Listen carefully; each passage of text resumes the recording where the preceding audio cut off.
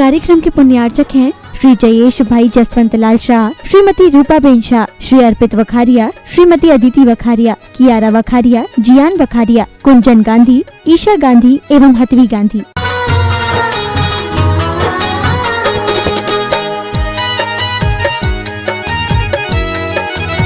नमो अरिहंताणं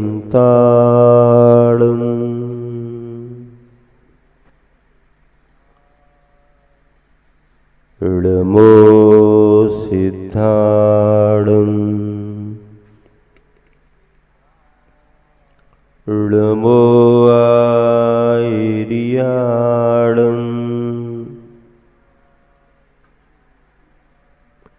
नमो वच्छायाणं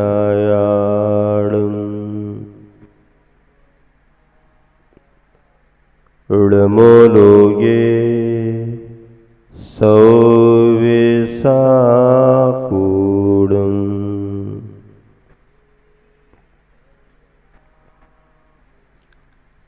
पंच परमेष्टि भगवान की, अहिंसा परमो धर्म की, गुरुवर आचार्य श्री विद्यासागर जी महाराज की, आचार्य प्रवर समय सागर जी महाराज की,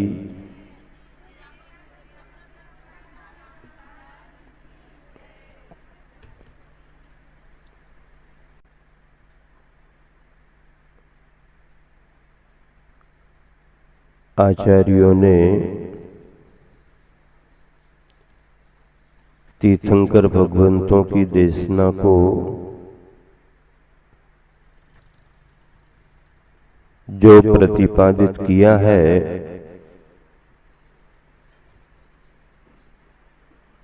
जितना भगवान ने जाना उतना भगवान प्रतिपादित नहीं कर पाए। जितना भगवान ने प्रतिपादन किया है, कथन किया है, उतना गणधर उसे ग्रहण नहीं कर पाए।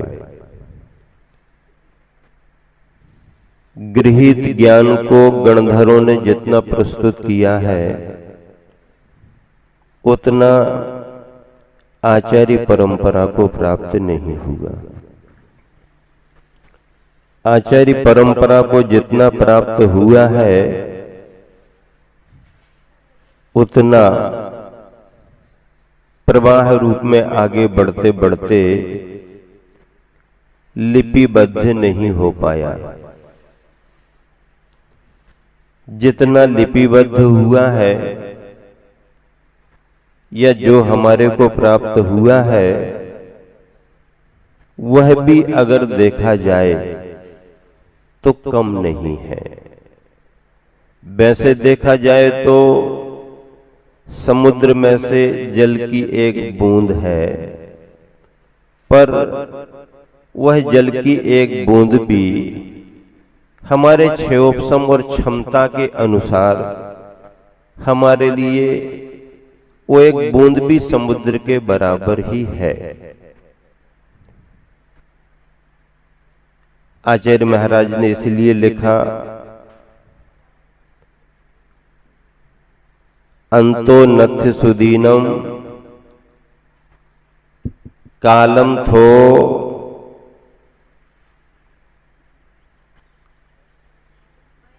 वयम च दुमेहा तन्निवर सिखी अब्बम जम जर मरणम खयम कुनई। श्रुत में अवगाहन करें, कितना भी लंबा काल बीत जाए उसका पार नहीं है। पारो नथि सुदीनम, अंतो नथि सुदीनम।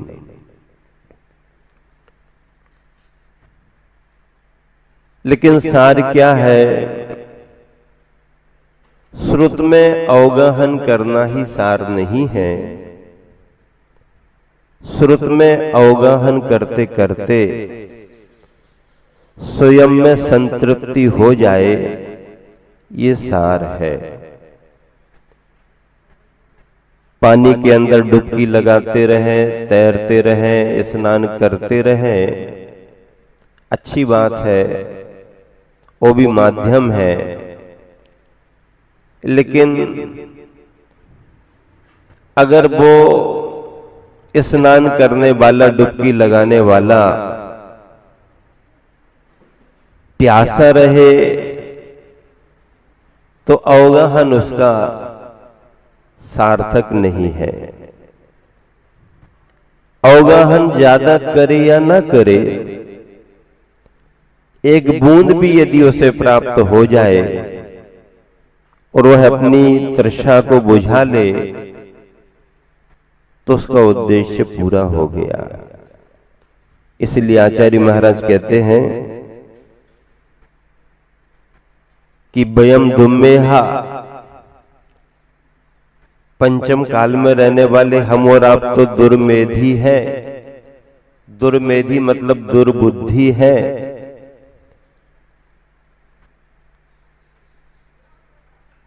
अब क्या करें, समय थोड़ा सा है, स्रोत का कोई पार नहीं है, हम दुर्बुद्धि हैं। अब ऐसे समय में करें क्या? तन्निवर सिक्खी अब्बम जम जर मरणम खयम कुनई, ऐसा कोई कार्य करें जिससे जन्म, जरा और मरण का विनाश हो जाए। जन्म, जरा और मरण, ये तीन व्याधियां, रोग लगे हुए हैं, इनका विनाश हो तो अजर अमर पद प्राप्त हो। गुरुवर आचार्य श्री की चरण सन्निधि में नेमावर पहुंचे थे।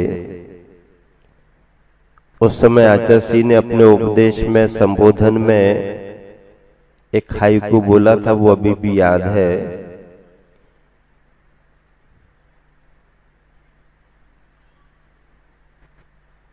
जरा ना चाहूं।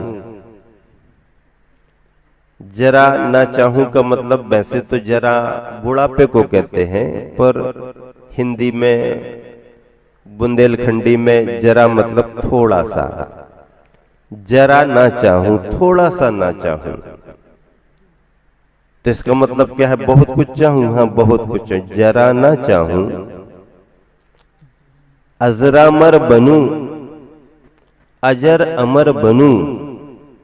जरा नहीं चाहिए तो ऐसा चाहिए कि अजर अमर बनूं। जरा ना चाहूं, अजरामर बनूं, नजर चाहूं। क्या चाहूं? नजर चाहूं। ये हाइकू भी आचार्य श्री ने इसलिए सुनाया था कि मैंने अपने संबोधन में, प्रवचन में ये बात रखी कि गुरुवर से कुछ मांगने की जरूरत नहीं पड़ती, गुरुवर से कुछ आग्रह करने की भी जरूरत नहीं पड़ती। बस इतना ही हो कि अपनी नजरें गुरुवर के चरण में बनी रहें और गुरुवर की नजर हमारे ऊपर बनी रहे। अपनी नजर गुरुवर के चरणों में रहे, विनम्रता का प्रतीक है। और जब हम विनम्र होंगे तो ऊपर वालों की नजर अपने आप पड़ेगी, बिन मांगे पड़ेगी। अभी अपने संघ में ज्येष्ठ श्रेष्ठ मुनिवर नरियापक श्रमण नियम सागर जी महाराज जी का केस लंच हुआ। इरिया पथ भक्ति के बाद वैयावृत्ति करने का भाव हुआ। महाराज जी बैठे थे कक्ष में, मैं पहुंच गया। पहले से महाराज जी वैयावृत्ति कर रहे थे। मुझे आता देख करके सब, महाराज जी आप यहाँ आइए, सिर पर आप थोड़ा सा घी लगा दीजिए, ऐसा करिए वैसा करिए। तो सबको देख करके महाराज जी के पैरों की तरफ मैंने इशारा किया कि मैं यहाँ बैठूंगा। महाराज जी बोले नहीं नहीं महाराज जी आप यहाँ आइए। मैंने कहा वहां आप कर रहे हो करो, यहाँ बैठने का फायदा मुझे मालूम है। क्या यहां बैठूंगा तो डायरेक्ट महाराज की नजर भी मुझ पर पड़ेगी।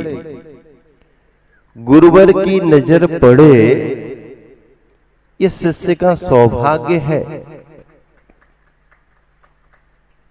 गुरुवर की नजरों में हम बने रहे, ये हमारे साथी से पुण्य का योग है।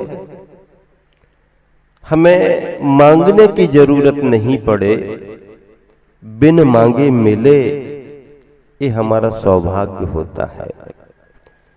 गुरुवर आचार्य श्री ने अपने जीवन काल में गुरुवर ज्ञान सागर जी से कुछ मांगा नहीं, कुछ नहीं मांगा, पर उन्हें सब कुछ मिला।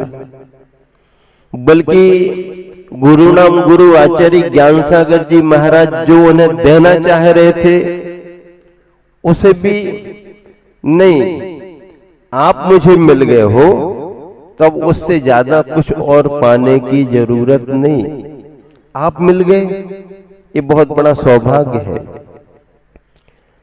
उसी नैमाभर के प्रवचन संबोधन में गुरुवर आचार्य ने ये बात भी कही थी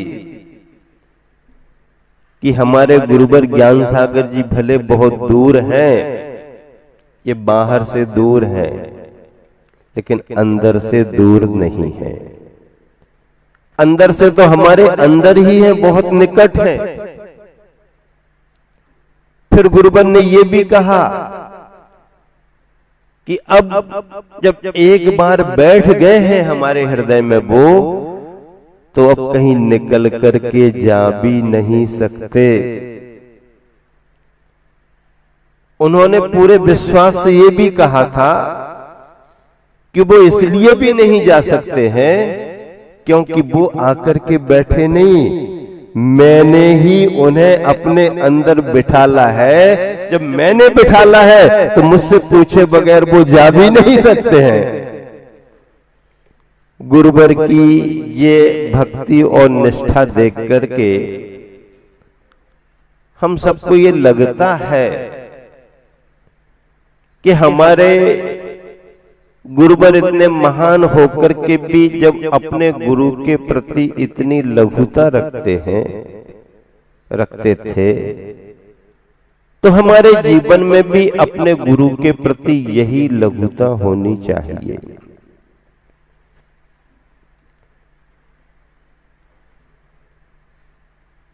यहां हाईकू लिखा है हॉल के अंदर, कहां पर गुरु ने गुरु समय दिया लघु बनने। अब अगर गुरु ने गुरु समय दिया, गुरु ने बहुत समय दिया है, तो बहुत समय किसके लिए दिया? बड़े बनने के लिए, भारी बनने के लिए नहीं, भारी बनने के लिए नहीं, बड़े बनने के लिए नहीं। गुरु ने जो गुरु समय दिया है वो लघु बनने के लिए दिया है। और हमारे गुरुवर तो यही कहते हैं कि लघु बने बगैर, लाघव बने बगैर कोई राघव रघुराई बन ही नहीं सकता। अगर कोई वृक्ष किसी पथिक के लिए छाया प्रदान करता है तो वो ऐसे ही छाया प्रदान नहीं करता। छाया प्रदान करने के लिए उसे सारी धूप झेलना पड़ती है। वृक्ष जब धूप के लिए झेलता है तब भी दूसरों के लिए छाया प्रदान करता है। महाराष्ट्र का हमारा लंबा प्रवास हुआ, कर्नाटक में भी रहे। वहां की भाषा से मुझे एक कहावत पकड़ में आई, वहां पर लोग सुनाते थे, उसको मैंने अपने प्रवचन का विषय बनाया। मराठी की कहावत है, जो चांगला वृक्षाचे आधार घेतो, चांगला यानी अच्छा, सघन, मजबूत, बड़ा, जो चांगला वृक्षाचे, वृक्ष का आधार घेतो, आधार लेता है, त्याला यानी उसके लिए सांगली चांगली सावली मिलते, चांगली यानी अच्छी, सावली यानी छाया, मिळते यानी मिलती है। जो चांगला वृक्षाचे आधार घेतो त्याला चांगली सावली मिलते, सावली मिलते। अपन को सुना है, अपन ने पकड़ लिया। भाव ये है कि जिसके लिए अच्छे वृक्ष का आधार मिल गया उसको अच्छी छाया मिलती ही मिलती है। इस कलिकाल पंचम काल में तीर्थंकर हमारे को नहीं मिले कोई बात नहीं, गणधर नहीं मिले कोई बात नहीं, रिद्धि संपन्न आचार्य नहीं मिले कोई बात नहीं, लेकिन आचार्यों की परंपरा में, उस प्रवाह में हमें इस कलिकाल पंचम काल में जो आचार्य मिले, आचार्य शांति सागर जी, वीर सागर जी, शिव सागर जी, धर्म सागर जी, ज्ञान सागर जी आदि आदि आचार्य मिले, उन आचार्यों से जो छाया मिली है वो छाया भी हमारे को चांगली अर्थात बहुत अच्छी, शांतिदायक और कल्याणकारी रही। महाराज जी ने भी बैठे पवित्र सागर जी महाराष्ट्र में विहार किया। जैसे निर्यापक श्रमण मुनिवर योग सागर जी महाराज जी भी विहार करके आए। कोल्हापुर के पास सांगली जिला और सांगली शहर है। सांगली में हमारा प्रवेश हुआ। बड़ी प्रवचन सभा रखी लोगों ने। प्रवचन करते करते एक प्रश्न हमने पूछ लिया वहां वालों से कि भाई जिस शहर में मैं प्रवचन कर रहा हूं उस शहर का नाम क्या है। नाम मालूम था फिर भी पूछा नाम क्या है। किसी एक ने खड़े होकर के कहा महाराज जी ये सांगली है। क्या है? ये सांगली है। हमने कहा ये सांगली है, सांगली ही है क्या, चांगली नहीं है। चांगली यानी अच्छी, ये सांगली है कि चांगली ये बताओ। अब मैंने दूसरा प्रश्न कर दिया कि ये सांगली है कि चांगली ही ये बताओ। अब क्या बताएं, है तो शहर का नाम सांगली, चांगली अलग हो गया, चांगली नहीं है तो सांगली का मतलब क्या है? शहर खराब हो गया। शहर खराब भी नहीं है, शहर अच्छा है, मुनि भक्त है। भाई ये बताओ ये सांगली है कि चांगली? सब लोग चुपचाप बैठे थे। एक पढ़ी लिखी बालिका खड़ी हुई और खड़े होकर के कहा महाराज जी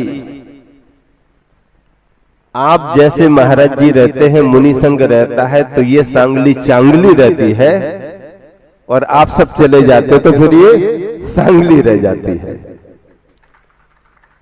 मतलब ये है कि मुनि संग का प्रवास, मुनि संग का सानिध्य, आचार्यों की परंपरा अगर है तो कलिकाल भी हो पंचम काल भी हो कोई फर्क नहीं पड़ता है। पंचम काल के अंत समय तक भी फर्क नहीं पड़ेगा। क्यों? क्योंकि चतुर्विध संग रहेगा। दुनिया में तमाम भौतिकता हो, सुविधा हो, आकर्षण हो, प्रलोभन हो, सुविधाएं हो, सब हो, ये संसार के प्रतीक है। अगर देवशास गुरु नहीं है तो सब बेकार है। देवशास गुरु की उपस्थिति है, सन्निधि है, तो ये हमारे को ना भी मिले तो भी हमारे लिए परमार्थ है।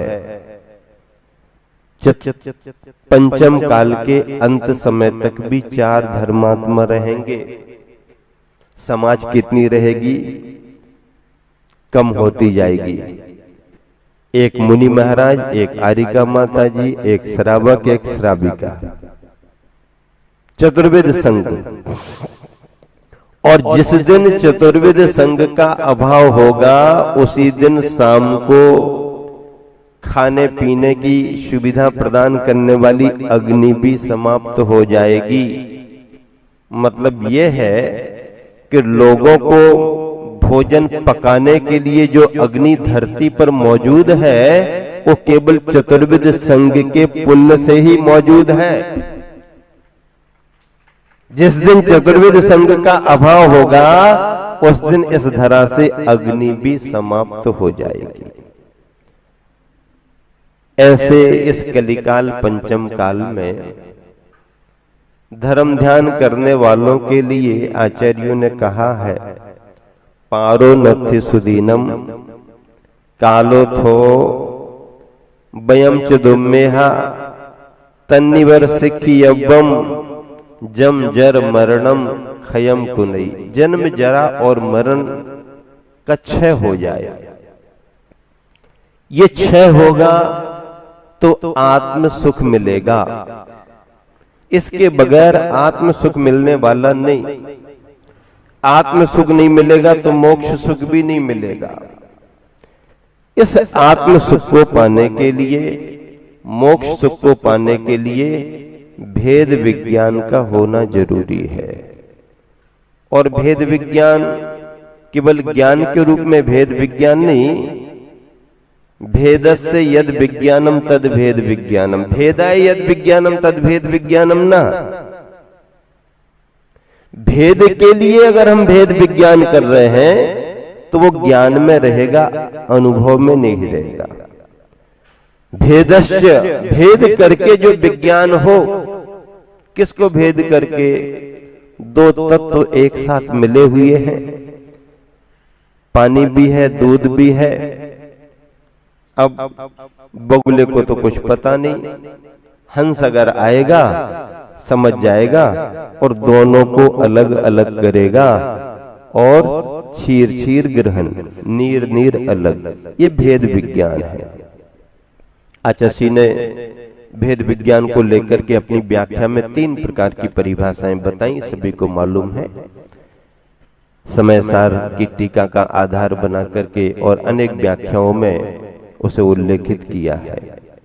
मतलब यह है कि भेद विज्ञान के बगैर आत्मा का अनुभव नहीं और आत्मा के अनुभव के बगैर मोक्ष का सुख नहीं। आचार्य पूज्यपाद स्वामी ने इष्टोपदेश में एक श्लोक लिखा है इसी क्रम को प्राप्त करने के लिए। अगर हमारे को मोक्ष सुख चाहिए है तो क्रम क्या बनेगा? आचार्य महाराज ने लिखा, गुरुपदेशाद अभ्यासात संवित्तेः स्वपरांतरम जानाति यह सजानाति मोक्ष सौख्यम निरंतरम। गुरुपदेशात, गुरु का उपदेश, उपदेश होना, बोल करके जो दिया जा रहा है वह तो उपदेश है ही, समझाया जा रहा है। अगर बोल करके नहीं भी दिया जा रहा तो बिना बोल उपदेश दे रहे भव्यों को इस बपुसा से। ये पंक्तियां कितनी प्रेरक हैं, अपने गुरुवर आचार्य श्री पर लिखी गई, उनके व्यक्तित्व को लेकर के लिखी गई। किसने लिखी है ये पंक्तियां? रत्नत्रय से पावन जिनका यह औदारिक तन है, किसने लिखी ये पंक्तियां? फिरोजाबाद वाले प्राचार्य नरेंद्र प्रकाश जी। आचार्य को अर्घ्य चढ़ाते थे प्रवचन के समय, उस समय कोई पंक्तियां थी नहीं। ये सारी पंक्तियां तो बुंदेलखंड में बनी है, लेकिन उन्होंने उस समय वो बनाई और उसको पढ़ करके वो अर्घ्य चढ़ाते थे। व्यक्तित्व तो झलकता है आचार्य का उन पंक्तियों में। बिना बोले उपदेश दे रहे भव्यों को इस बपुसा से। अब बताओ, रत्नत्रय से पावन जन का यह औदारिक तन, ये पंक्तियां अलग हैं, और ये बिना बोले उपदेश दे रहे ये पंक्तियां अलग हैं। ये बुंदेलखंड की बनाई हुई है, उसमें नहीं है, अलग है।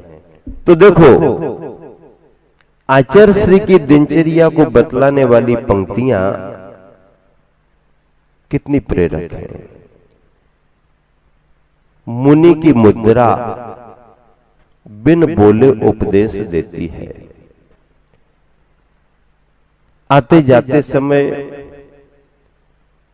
जैन तो पहचानते हैं, जैनेतर पहचान नहीं पाते हैं इनका नाम क्या है, ये किस संघ के हैं, किस गुरु के शिष्य हैं।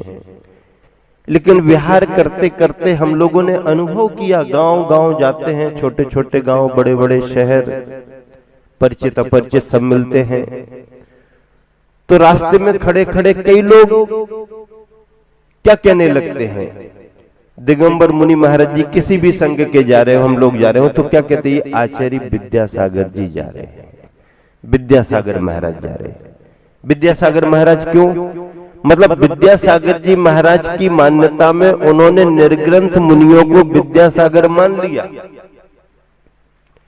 आचार्य श्री ने इतनी प्रभावना बढ़ाई है अपनी साधना के माध्यम से कि आचार्य श्री को देख देख करके, आचार्य श्री को देख देख करके निर्ग्रंथ मुनि मुद्रा आचार्य विद्यासागर, आचार्य ना भी कहे तो विद्यासागर नाम की एक पर्याय बन गई। दिगंबर मुनि यानी विद्यासागर।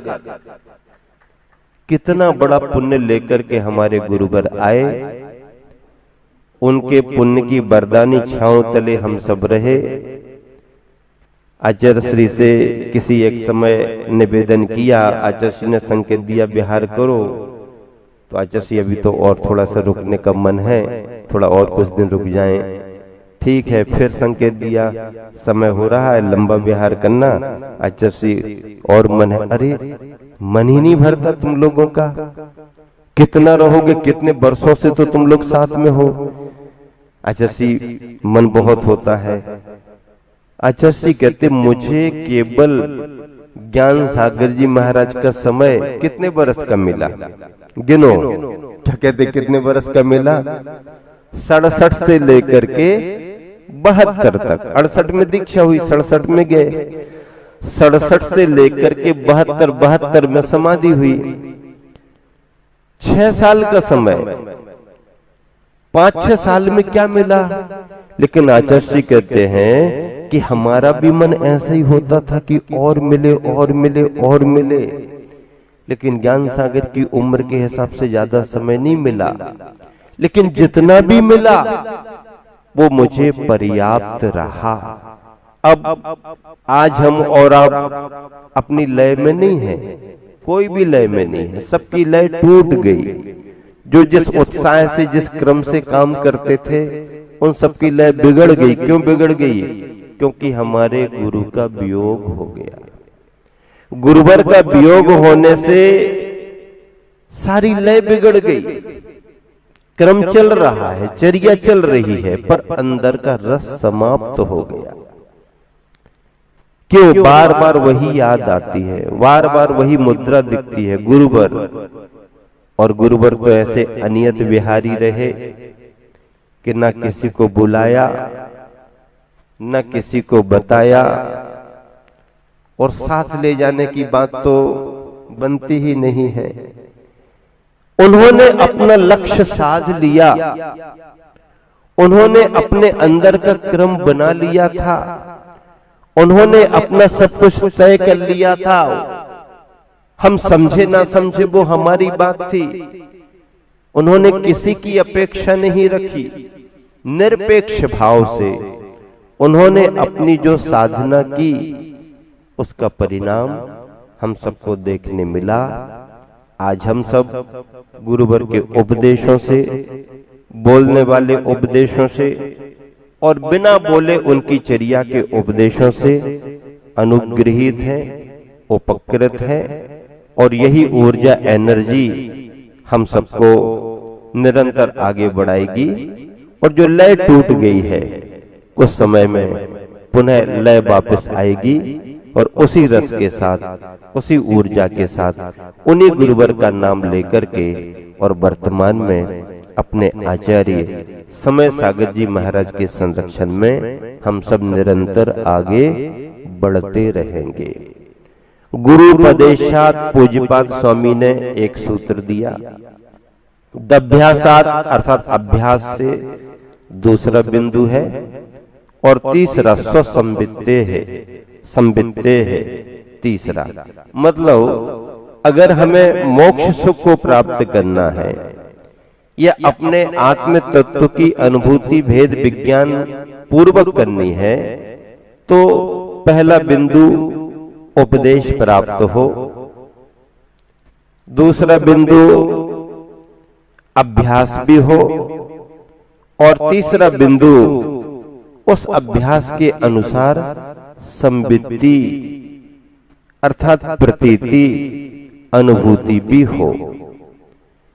उपदेश के बगैर अभ्यास नहीं और अभ्यास के बगैर अनुभूति नहीं। अनुभूति को पाने का ये क्रम है। गुरुवर आचार्य ने अपनी कविताओं में और बार बार प्रवचन प्रसंगों में प्रकट किया है, व्यक्त किया है कि अपने अनुभव को पाने के लिए रंग और तरंग से ऊपर उठने की जरूरत है।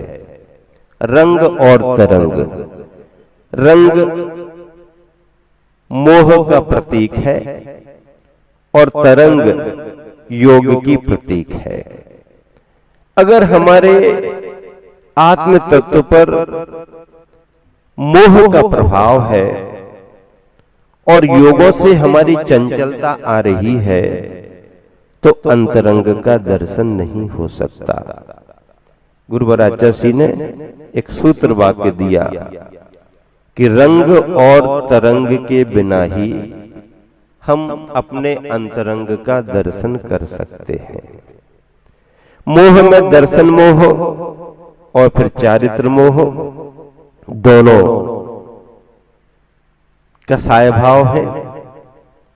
योग अपने आप में अस्थिरता चंचलता का प्रतीक है। पानी में अगर रंग है तो मोह का प्रतीक है। पानी का रंग निकल भी गया और अगर हवा से हिल रहा है तो ये तरंग का प्रतीक है। अंतरंग में क्या पड़ा हुआ है जल के अंदर, इसे देखने के लिए पानी रंग से भी रहित हो और तरंग से भी रहित हो, तो पानी के अंदर क्या रखा हुआ है, पड़ा हुआ है, अंतरंग का दर्शन होगा। गुरु उपदेश एक बात, अभ्यास अभ्यास का क्रम होता है, विधि पूर्वक अभ्यास होता है। किसी के निर्देशन में ही अभ्यास। इतने सारे मंत्र हैं, कोई भी मंत्र लेकर के कोई भी साधना करने लगे, सिद्धि संभव नहीं है। मंत्र की प्रकृति समझ करके, उसके फलाफल को जान करके, किसी योग गुरु के निर्देश में ही मंत्र साधना होती है। आचार्य ने समय समय पर छोटे छोटे मंत्रों को भी बताया, उनकी साधना की विधि पद्धति को भी बताया। ऐसे मंत्रों की साधना अभ्यास पूर्वक और फिर संवित्ते है, भेद ज्ञान में उतर करके अपना अनुभव करना, ये शास्त्रों का सार है। धन कन कंचन राज सुख सबई सुलभ कर जान, दुर्लभ है संसार में एक यथार्थ ज्ञान। संसार के सारे भौतिक पदार्थ, पद और प्रतिष्ठाएं फिर भी पुण्य के योग से मिल सकते हैं। पुण्य के योग से, जिसका पुण्य हो, पुण्य के बिना तो ये भी नहीं मिलते। धन कन कंचन राज सुख भी पुण्य के बिना नहीं मिलते हैं। पुण्य का योग हो तो फिर भी ये मिल सकते हैं, लेकिन एक यथार्थ ज्ञान, केवल ज्ञान नहीं, यथार्थ ज्ञान, पदार्थ का ज्ञान नहीं, परमार्थ का ज्ञान, जड़ का ज्ञान नहीं, जीवन का ज्ञान। जड़ का ज्ञान भौतिक है, जीवन का ज्ञान आध्यात्मिक है। पदार्थ का ज्ञान वैज्ञानिक प्राप्त कर सकते हैं, लेकिन परमार्थ के ज्ञान के लिए परम वैज्ञानिक बनने की जरूरत है। साधना में उतरे हुए निर्ग्रंथ मुनि और साधक, जो आचार्य शिवचंद्र महाराज जी ने ज्ञानार्धों में कहा, भेद विज्ञान को पाने के लिए इंद्रिय जयी होना, वैराग्य की भावना होना, तत्व का ज्ञान होना, आदि आदि सारे प्रकरण लिखने के बाद फिर वह ध्यान की प्रक्रिया में साधक को ले जाते हैं। इस बार कटनी चातुर्मास में ज्ञानार्धनों का स्वाध्याय किया गया टीका सहित बहुत अच्छा उपयोग लगा, क्योंकि आचर्षि के समय भी एक बार मूल एक बार टीका से स्वाध्याय हुआ था। बाद में इतना अवसर नहीं मिला, लेकिन इस बार कटनी में स्वाध्याय हुआ, बहुत अच्छा रहा। आप सभी स्वाध्यायी जन हैं, आपको कुछ बताने की जरूरत नहीं है। ये तो आचार्य महाराज का आदेश था, उनकी भावना थी और एक दो दिन से टल भी रहा था, लेकिन अपने महाराज जी को याद रहा और मैं भी सतर्क तो था कि क्रम आज आ सकता है। उन्हीं की भावना के अनुसार जो भी रहा संक्षिप्त में आपके सामने संबोधन दिया। एक वैज्ञानिक की बात मुझे बार बार याद आती है, बहुत बड़ा वैज्ञानिक हुआ, जीवन में बहुत सारी खोजें उसने की हैं, अच्छा वैज्ञानिक रहा। जैन दर्शन को भी उसने पढ़ा, जैन ग्रंथों को भी उसने देखा, जैन दर्शन जैन धर्म से प्रभावित भी था। ऐसे उस वैज्ञानिक के संदर्भ में जब वो आखिरी समय जी रहा था, छोटे छोटे वैज्ञानिक उसके पास गए, पूछा कि आपने बहुत सारी खोजें की हैं, क्या कोई ऐसी खोज भी तुम्हारी रही है जिसे चाहे करके भी तुम पूरी ना कर पाए हो? तो उसने इतना ही कहा कि हाँ, ऐसे तो कोई खोज नहीं रही, फिर भी एक खोज मेरे जीवन की ऐसी रही जिसे चाहे करके भी मैं पूरी नहीं कर पाया, और वो खोज यही रही है कि आज मैं यहाँ पर खाट पर पड़ा पड़ा ये सोच रहा हूँ कि सारी जिंदगी मेरे से खोजें कौन कराता रहा, सारी जिंदगी मेरे से खोजें कौन कराता रहा, उस खोज कराने वाले की खोज मेरी अधूरी रह गई। इसका मतलब है बाकी खोजें तो हो गई, लेकिन खोज कौन कराता रहा, उस खोज कराने वाले की खोज अधूरी रह गई। और उसने आगे कहा, इस खोज को आप पूरा करना चाहे मैं तो नहीं कर पाया, लेकिन मेरी अवधारणा है कि अगर इस खोज को पूरी करना है तो एक बार भारत में जन्म लेना पड़ेगा। और उसने अंतिम इच्छा प्रकट करते हुए कहा कि मेरी अंतिम भावना है कि भारत में जन्म तो हो ही हो, एक बार मेरा जैन कुल में भी जन्म हो। यूरोप का इतना बड़ा वैज्ञानिक, अंतरराष्ट्रीय ख्याति प्राप्त वैज्ञानिक, जीवन भर जिसने यश कमाया, रिसर्च खोजें की, आखिरी समय ये अनुभव करके जा रहा कि इस खोज को पाने के लिए मुझे भारत में जन्म लेना पड़ेगा, क्योंकि भारत के पानी में, भारत की माटी में, भारत के वातावरण में वो सब है जहां पर बाहर की खोजें तो होती ही होती हैं, खोजने वाले की भी खोज हो जाती है। बस इतना ही कह करके यह आचार्य परंपरा जो आचार्यों के क्रम से यहाँ तक आई है, अक्षुण्ण निरंतर आगे बढ़ती रहे। गुरुवर आचार्य विद्यासागर जी महाराज का यह विशाल संघ इसलिए है कि पूरे देश में, पूरी दुनिया में इतने सारे त्यागी वृत्ति पिछीधारी किसी संघ के पास नहीं, किसी गुरु के शिष्य नहीं। आचार्य विद्यासागर जी महाराज जी की साधना, उनका पुण्य प्रभाव कि उन्होंने किसी को प्रेरित नहीं किया, लेकिन चुंबक से सब खींचते चले आए और इतना बड़ा विशाल संघ है। और इतने बड़े विशाल संघ का दायित्व अब अपने आचार्य समय सागर जी महाराज पर है। हम सब निरंतर यह भावना भाएं कि जिन संघ है, जैन संघ है, जिन शासन है, यह पंचम काल के अंत समय तक चतुर्विध संघ के रूप में निरंतर इसी तरह से आगे बढ़ता रहे। जैनम जयतु शासनम वंदे विद्यासागरम, जैनम जयतु शासनम वंदे समय सागरम। महावीर भगवान की। इस कार्यक्रम के पुण्यार्चक थे श्री जयेश भाई जसवंत लाल शाह, श्रीमती रूपाबेन शाह, श्री अर्पित वखारिया, श्रीमती अदिति वखारिया, कियारा वखारिया, जियान वखारिया, कुंजन गांधी, ईशा गांधी एवं हथवी गांधी।